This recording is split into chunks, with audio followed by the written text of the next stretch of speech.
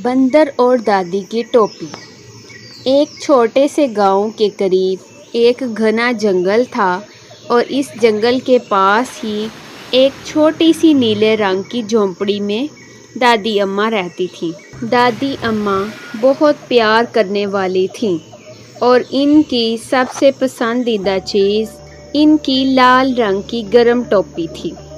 वो टोपी इनके सर पर हमेशा मौजूद रहती थी, चाहे गर्मी हो या सर्दी। दादी अम्मा मुस्कुराते हुए अपनी टोपी में एक छोटी सी नीली झोंपड़ी से झांक रही थी और एक बंदर दरख्त पर शरारत से मुस्कुरा रहा था।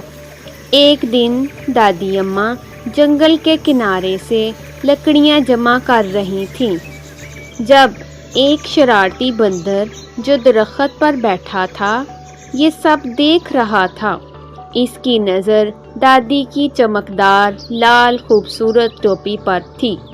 बंदर को हमेशा से चमकदार चीज़ें बहुत पसंद थीं। जो ही दादी अम्मा थोड़ा सा झुकीं, बंदर ने चुपके से छलांग लगाई और दादी की टोपी लेकर भाग गया। जब दादी अम्मा सीधी हुई तो इनके सर पर इनका हाथ गया तो टोपी सर पर नहीं थी।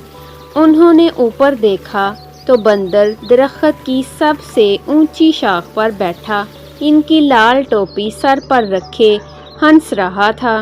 दादी अम्मा पहले तो हैरान हुई, फिर गुस्से से बोली, ओए शरारती बंदर, मेरी टोपी वापस करो। मगर बंदर तो बंदर ही था, वो दादी को चढ़ा रहा था, तंग कर रहा था।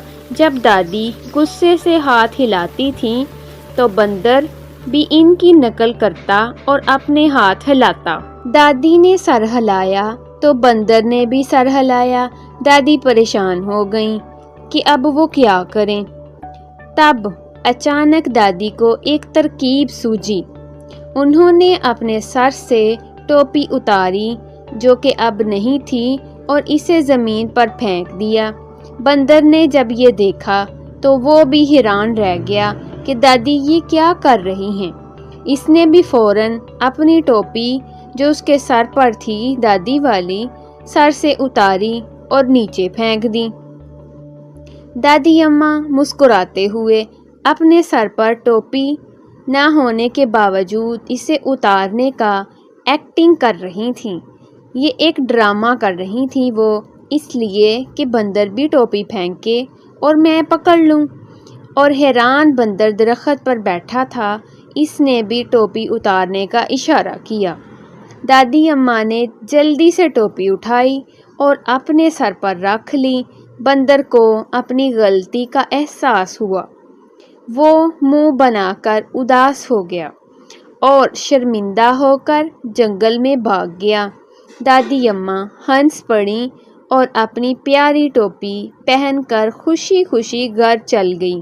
वो अपने घर में चली गईं। इस दिन के बाद से जब भी दादी जंगल में जाती तो अपनी टोपी को खूब मजबूती से पकड़ कर रखती, उनको बांध के रखती ताकि दोबारा बंदर ना ले जा सके।